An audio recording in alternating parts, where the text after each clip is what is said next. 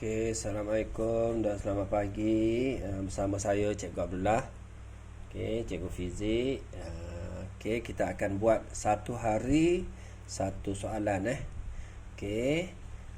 Kita tengok soalan SPM lah. Saya akan bincang soalan SPM satu hari satu soalan. Okey, ni untuk soalan kertas 2 lah. Kita fokus pada kertas 2. Okey, kita tengok soalan dia. Okey, yang paling penting sekali bila pelajar dapat je soalan, okey, pelajar perlu mengeluarkan semua maklumat yang ada pada soalan lah. Kita tengok gambar, kita tak baca lagi soalan, kita tengok gambar. Oh, okey, ni gambar fiber optik. Okey, bila gambar fiber optik kita tahu ni pantulan dalam penuh. Okey, so kita rekod lah sikit. Okey, kita conteng, biasakan conteng soalan tu. Okey, pantulan dalam penuh.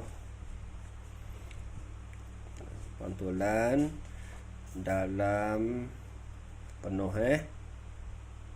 Okey, pantulan dalam penuh. Sebut sahaja pantulan dalam penuh ni dia berlaku dalam dua keadaan lah.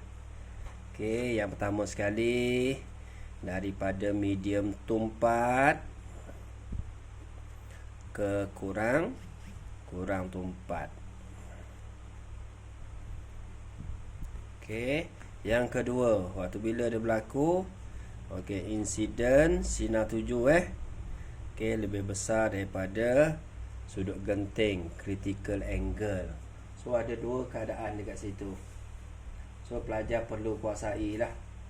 Okey, tumpat ke kurang tumpat ni macam mana? Okey, dia ada dua medium. Okey, katalah kat sini air, kat sini udara. Okey, so cahaya merambat daripada kawasan tumpat ke kurang tumpat. Kena tahulah. Ni tumpat, ni kurang tumpat. Okey, pelajar perlu tahu juga apa dia sudut genting. Okey, sudut genting ni apabila cahaya dipantulkan 90 darjah. So nampak kat sini cahaya straight kat situ 90 darjah. So dekat sini kita tulis C, sudut genting, critical angle. So bila sudut sinar tuju ni lebih besar daripada sudut genting, katalah sudut genting ni 42. So bila kita dapat soalan, okey, bila dia lebih besar daripada 42, okey, so cahaya tu akan patah balik macam tu lah. Okey, yang tu terjadinya pantulan dalam penuh. Okey, lagi maklumat pantulan dalam penuh yang perlu kita tahu. Okey, fenomena lah. Fenomena pantulan dalam penuh. Tu conteng sikit. Fenomena pantulan dalam penuh. Pantulan dalam penuh. Cikgu ringkaskan. Fenomena dia, apa dia fenomena dia? Yang pertama sekali, logam maya. Ingat lagi tak logam maya? Okey, logam maya ni bila kita bawa kereta dalam keadaan cuaca yang panas, kita nampak permukaan jalan tu nampak macam ada air je, tapi bila kita sampai tak ada. Tu kita panggil dia logam maya. Okey, yang kedua, pelangi lah. Pelangi Okey, biasanya peralatan yang melibatkan pantulan dalam penuh. Okey, kita ada apa? Ni peralatan yang melibatkan pantulan dalam penuh. Okey, yang pertama sekali apa dia? Periskop. Okey, yang kedua apa dia? Periskop ni yang digunakan kapal selam lah. Okey, yang kedua binocular. Binocular ni teropong lah. Okey, yang ketiga apa? Biasa gentian optik. Gentian optik ni yang soalan yang kita nak bincang sekejap lagi, gentian optik. Dan yang keempat, pantulan dalam penuh ni kilauan berlian lah.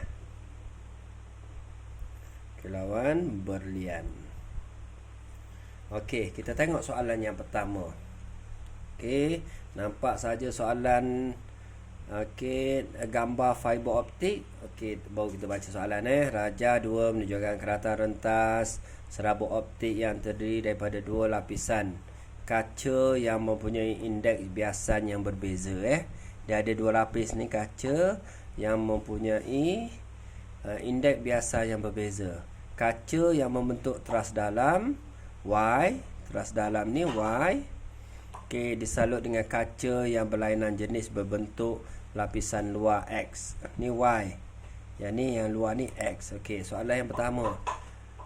Name the phenomena ataupun namakan fenomena cahaya yang berlaku dalam serabut optik. Fenomena apa ni? Pantulan dalam penuh. Okey, yang kedua, dia nak kita compare indeks biasan lapisan luar dan lapisan dalam. Okey, kita tahu lapisan dalam fiber optik. Fiber optik ni kabel lah ni kabel telefon. Okey, dia salut 2-3 lapis kat situ Ni contoh. Ni selapis lagi, dia mungkin salut lagi, lapis lagi Okey. Optik dalam ni lebih tumpat. Okey mesti tahu lebih tumpat. Okey, yang dekat luar ni kurang. Yang ni kurang tumpat lah. Kurang tumpat. Okey, soalan dia. Okey. Bandingkan indeks biasan lapisan luar X dan teras dalam Y. Okey. Jadi luar indeks biasan dia kita tengok kalau dia tumpat. Okey, indeks biasan dia tinggilah. Kalau kurang tumpat, indeks biasan dia rendah. Okey, jadi yang bandingkan indeks biasan, jadi indeks biasan luar lebih kecil daripada teras dalam So kita boleh buat X lebih kecil daripada Y. Ringkas je, boleh, tak ada masalah. Okey, yang seterusnya. Okey, indeks pembiasan teras dalam Y iaitu 2.10. Hitung sudut genting bagi teras dalam Y. Okey, dekat sini belajar perlu kuasai lah indeks biasan. Okey, indeks biasan Sebelum ni pelajar dah belajar indeks biasan N lah. N sama dengan apa? Ada 4 formula yang perlu pelajar kuasai Sin I over sin R lah. Okey, apa dia indeks biasan?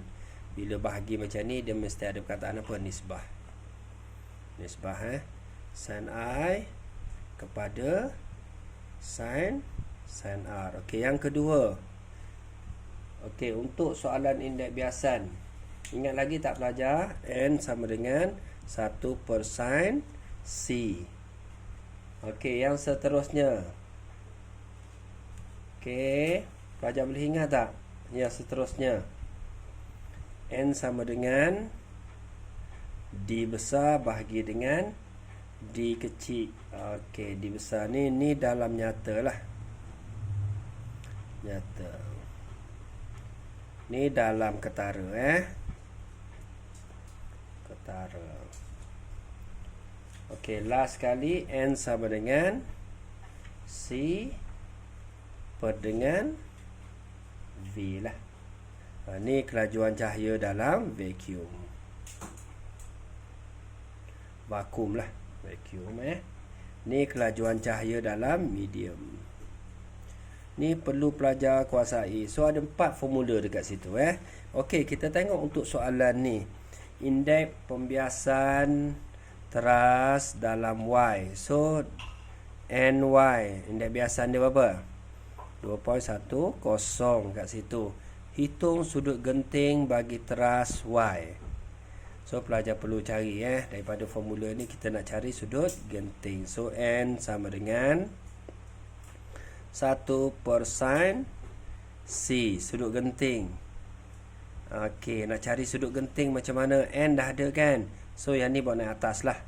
So N asal dia 1 per sin C sama dengan 1 per N, C sama dengan 1 per N tu berapa? 2, 10. Okey, sin bawa pergi sebelah. So kita tulis kita tulis mula cikgu ringkaskan semula.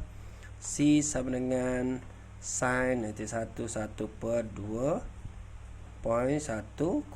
So kita tekan kalkulator, kita dapat sudut genting. Ringkas je. Okey, soalan seterusnya, namakan alat optik yang mengaplikasikan fenomena ini.